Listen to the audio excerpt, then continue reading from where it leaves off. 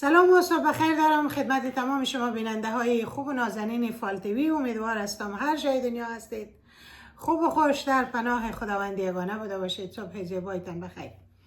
امروز در خدمت شما هستم با نامه خواهری عزیز و نازنین ما از کانادا که گفته خواهر سارا بسیار مشکلات دارم در خانه با شوهرم و گوش کنید که مشکلات اینا چی هست و که هر کدامتان از این پرابلم ها دارید گوش کنید، این ویدیو به دردتان میخوره. گفته خواهر سارا 7 سال است که در کانادا هستم با شوهرم یک آدم بدخوی، یک آدم دیوانه و یک آدمی عصبی است که هم تمام کار خانه رو میکنم، از اولادام مواظبت میکنم و یک قدر اذیتم میکنه. مفتخور گفته، بیکاره گفته، ددانش است که تو تنبل هستی. وقتی که میگم جای کار میکنم میگه تو نمیتونی. کی تو رو در کار میگیرم؟ نمیفهمم چی کار کنم. نه مرا میمانه که من کار کنم و نه زندگی من از این رو در او رو است. خواهر سارا 3 اولاد دارم، در یک آپارتمان تنگ و تاریک 2 اتاقه زندگی میکنم. از صبح که من ایستاد هستم سر پای بوش و پختک و دیگه در بغلش کمک درس آنلاین هم میخوانم. مرا مکتب نمیمانم، در خانه درس در آنلاین میخوانم. وقتی که میایه از در میایه فقط با دو و دشنام در باز میکنم که این اولاد جنگ میکنه، ویش جنگ میکنه که من روز تا بابا را برم جان بکنم و شما بخوریم. 3-4 بار گفتیم برش که من میرم یگان رستورانی جایی، یا خودت برای من کار پیدا کن یا من خودم میرم دمی رستوران های فارسی زبان ها، جایی که افغان ها هستن و پاکستانی ها میرم. شاید یک کار پیدا کردم، مرا نمیمانه. وقتی که نام کارم میگیرم میگه تو را کی در کار میگیره؟ خیال کرده کار آسان است؟ تو مفتخور فقط بشه پختک و بخو. من خواستم این داستان بر شما، این نامه را بر شما بنویسم و مرا راهنمایی کنید و من چه کار کنم خواهر سارا با همچین آدمی. آیا اگر من با این 3 طفل بخوایم طلاق بگیرم، نه سواد دارم نه جای میفهمم. از 2-3 نفر پرسان کردیم که اگر من طلاق بگیرم دولت کانادا برای من ماش میته، میگه اگر تو طلاق بگیری اولادایت هم دشویت میته چون تو کار نداری. و من ایران ماندیم که چه کار کنم. نه که از این زندگی من صحیح است و نه این مرا در کار کردن میمانه. به خدا شب و روز من نان نمیخورم، خون میخورم. این نان نیسته که من میخورم خواهر سارا، این خون هسته. و من خواستم فقط دیر قصه بکنم و شما نامه مرا نشر بکنیم، ببینم خواهرای ما که در کانادا هست، امریکا هست، قانون کانادا و امریکا را من میفهم یک رقم است که اونا بر من چی میگه. اونا بر من میگه که آیا بشه تحمل کو یا نه که طلاق بگیر. من کارم در جای کشیده رسیده که دیگه نمیتونم میره تحمل کنم. یعنی شب و روز از بس که مرا دو دشنام میته، شب میایه ساعت 5-5:30 خانه است، صبح میره ساعت 8 بجه. روز شنبه و یک شنبه هم در خانه است که میره کت دوستایش. اگر در خانه باشه فقط شب وقتی که در تخت خواب میریم این مرا دو نمیزنه دیگه. اشتو که جنگ میکنه. این قدری بدخوی است.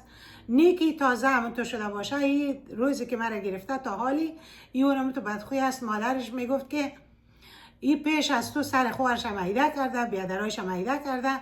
این قدری بدخوی و تون هست روش کرده باشه پیش از این گپ نزنی که این میزنه. مرا از اول هم اینا گفته بود ولی لدوکوب بسیار میکرد در افغانستان و اینجا که آمده لدوکوب نمیکنه. 1-2 بار مرا زد. بیادرش برش گفت که اگر دوباره بزنی ممکن است یک شکایت بکنه، پلیس بیایه و پلیس زن تو را پرسان کنه، بعد اولادای تو را میگیره، زن تو را هم طلاقش میگیره. از او بعد مرا نمیزنه ولی با زبانش قدر اذیت میکنه، آزار میده. اشتکار یک رقم جنگ میکنه که اشتکار کلشان میره خود زیر تخت پود میشه. خب اینی بود نامه خواهر ما از کانادا. امروز خواستم میره با شما در میان بانم و گفته که کسایی که در کانادا و امریکا هستین و مرا کمک کنید، کمکی بر من راهنمایی کنید. من خواستم برای زمین خواهر بگویم، میگه تو مفتخور فقط بلد هستی پخته کده بخوری.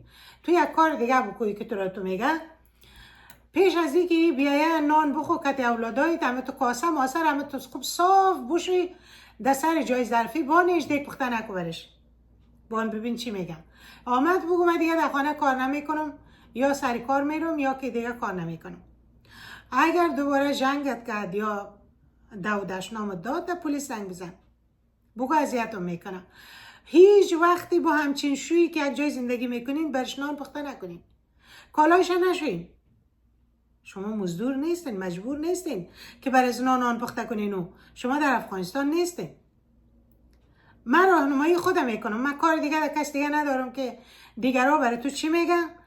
بعضی زنها هست بسیار با خدا هست میگه باشید اینه تو کو باشید اونه تو که الله اینه تو گفته خدا پیغمبر اینه تو گفته. من از خدا و پیغمبر نمیگم، خود من میگم بر تو برش نان پخته نکو، کالایش نشوی، در تخت خوابش نره و شبی که تو رو جنگ میکنه در سالن خوشو، در اتاق اولادایت برو خوشو، نرو در تخت خوابش.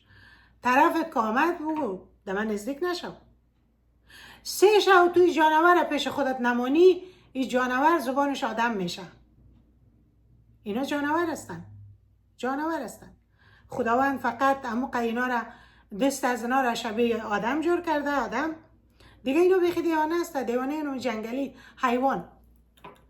دیگ پخته نکو، در جاگش نرو، کالایش نشوی. تو 1 ماه همین کار پیش ببر یا آدم میشه. دیدی آدم نشد طلاق بگی. طلاق گرفتن سخت نیست. در دولت زنگ بزن بگو من نمیشینم که تازی اشتکار آزار میدم. نام اشتکا بیاری خود به خود میاین تو از پیش ازی میبرم. اینی بود نظر من برای تو که از من نظر خواسته بودی و از بیننده ها. حال گوش که اگان بیننده هوشیار ما هوشیار زیاد است، دیوانه 2-3 تا داریم که خدای تو گفته و پیغمبر تو گفته، از اونا رو هم گوش کن. اگر اگان تایش پیغمبر به نفع تو گفته بود یا خدا به نفع تو، الله به نفع تو گفته بود، رو هم گوش کن. هر کدامش که خوشت آمد ازش استفاده کن، مواظب خودت باش و سعی بکن زندگی تا خودت تیار کنی، زندگی تا خودت پیش ببری، نه یک شوی دیوانه، نه یک روانی، نه یک زنجیری. اینا به خدا اگر دور از خوبایش باشه اینا هیچ فرقی با یک شادی داشته باشه. اینا مثل شادی هستن، بیرون یک رقم، درون یک رقم. در بیرون خود اینقدر خوب نشان میتن، وقت خانه میاد یک وحشی که بگو زنجیر پاره کرده حمله میکنه سری اشتک. باز گپ میشه میگه که ها تو چرا رای طلاق یاد میتی؟ بعد با همچین آدمی میشه زندگی کرد؟ حال تو زندگی کرده او خواهر که همیشه میگه که طلاق رایش نیست. خود تو زندگی کرده، تو یک نفهم هستی. یک نفهم خود قدر شعور نداره کس دیگر یاد بده.